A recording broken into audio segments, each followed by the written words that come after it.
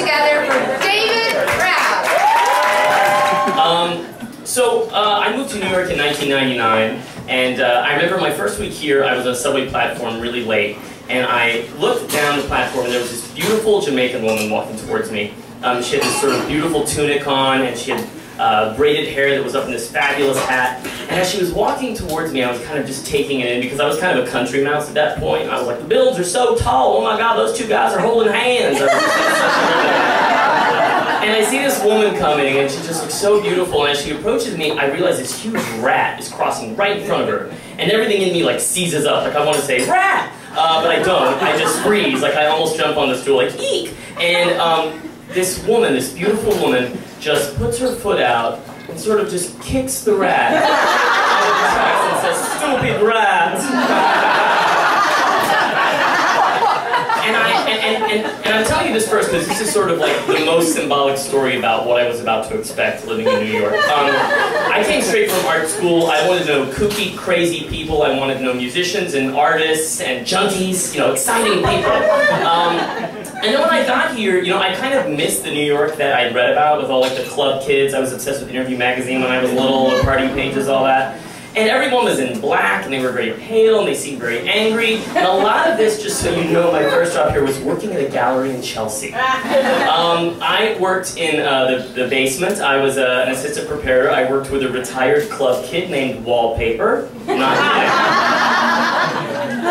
and he was so sweet to me. He did take me under his wing, but to an extent, he had that like nonchalance. You know, like I was handling this beautiful art, like art that I couldn't believe that I was like touching. And he was just like splashing pad thai over it, being like, oh, I hate this one. You know, he'd just been there and done that. And at a certain point one day he said, do you want to come to lunch with me? And I always remember we were sitting outside this cafe, and as I'm sitting there, I look up and Bjork is walking down the street. Now, it's the middle of the afternoon, it's like 1:30. Inexplicably, she's dressed like the Lily Tomlin operator character. Connecting, like she's just like a 40s girl with her hair up. Why? She's Bjork. Surrounding her, inexplicably, are 4 men with gel back hair in tuxedos. 1:30 in the afternoon, 9th Avenue, who knows? And as they pass me, I look into her eyes and she looks into my eyes, and I think in my head I say, you're Bjork. But I actually said it out loud to her face. Like I looked at her and said, you're Bjork, as if to remind her who she was, you know? And I looked at Wallpaper, and I was just about to just get so giddy and so excited, and before I could say anything, he said, she's wearing that again. So I tried to take cues as to how to act, you know, like how to like sort of lose my, oh my gosh, this is so cool, New York City! And I had to find an apartment. I had lived here on friends' couches for 3 months, and I looked in Craigslist. And the first person that responded with like a good lead lived in Williamsburg, which terrified me because that was like the cradle of apathy, like just full of people whose pants were too tight to feel anything. So I got on the L train and I put on my tight pants, I put on an old leather jacket, and I messed my hair up just enough. And I got off the train and I walked for a while, and I got to the BQE, the Brooklyn Queens Expressway, and the apartment was like right up against the Brooklyn Queens Expressway. And I rang the bell, I tried to look really cool, and then I waited, and I started hearing these heavy steps come to the door, and they got so loud I kept thinking, oh, the person must be at the door now. No, they must be at the door now. No, they must be at the door now. I felt like Sigourney Weaver was going to answer the door in the cargo lifter from Alien. And then the door opens, and this guy is there, and like he put the gay in Gaysian. This was the gayest Asian man that I had ever seen in my life. He was in leather pants, motorcycle boots, he had long silky sheeny hair, he had like a woman's cat t-shirt that said the word boy across the chest, and kind of a felty velour cowboy hat that was leopard print. And he looked at me and he said, hi, I'm Jimmy! And I said, you know, hey Jimmy and David, you know, not bothered, right? So he leads me upstairs. When I'm walking behind him, I realize he kind of has a weird gait. Like he has this awkward sort of walk, and I realize that's why his steps are so loud, because his boots are thudding down really, really hard with each step.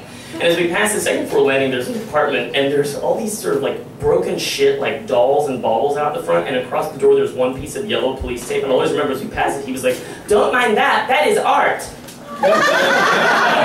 Okay.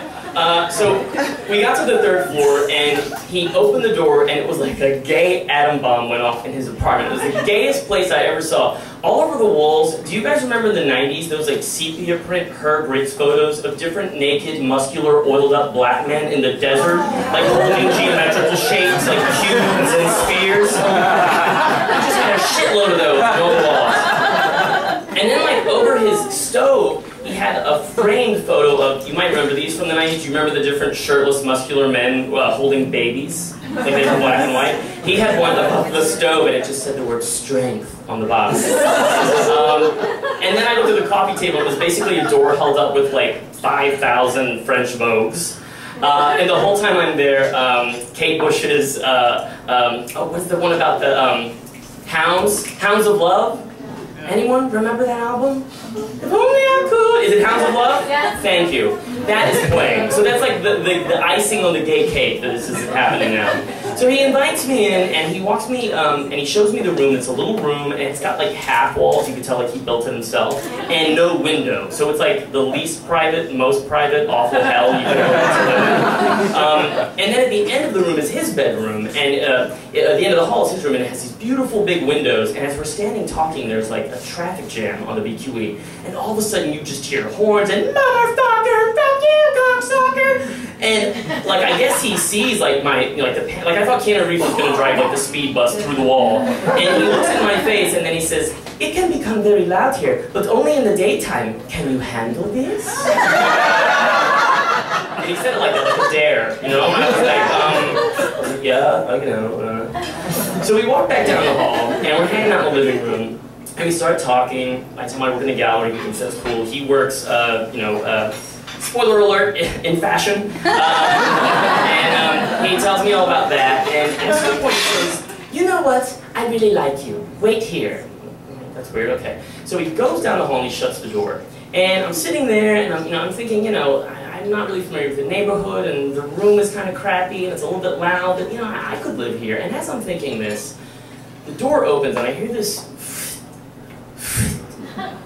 and I look, and Jimmy is crawling down the hall. He's changed into tiny little black onion skin shorts, and he no longer has legs below the knee. He bounces himself up, and in this insane Cirque du Soleil move, spins and lands on a stool in front of me. And I am so shocked. What comes out of my mouth is, "Wow, you really get around."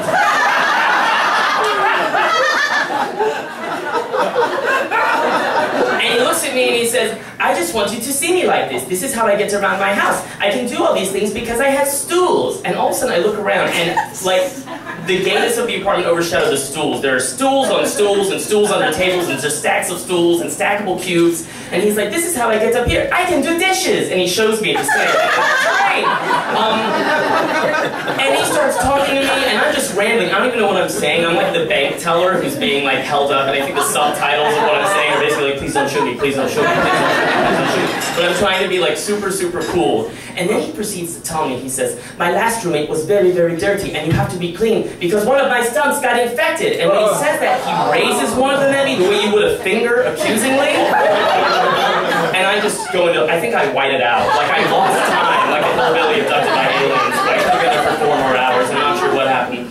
And I'm like trying to catch my breath and like everything is cool. And then he looks at me and after a while talking, he says, "You know what? I really like you. Wait here." And then he like spins down the hall, shuts the door, and I'm like sitting there trying to absorb what is happening to me. And behind his door I hear like weird clanks and buckles, and I think, oh my god, could he be taking off like more limbs? His wrists and like his arms, he didn't have a weird ribbon around his neck, like there was nothing, like what could be going on? And I'm sitting there trying to think like, can I live here? Like, can I handle the BQE? And can I handle all the gay art? Can I handle him like spinning a cocoon around the apartment all the time? And the whole time I'm trying to consider this over and over again is playing, "If only I could,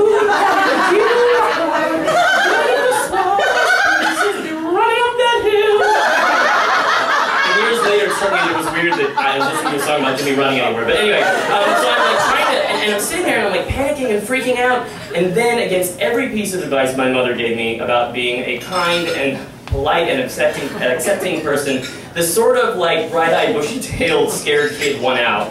And I got my stuff and I left the apartment. And I know I felt so bad.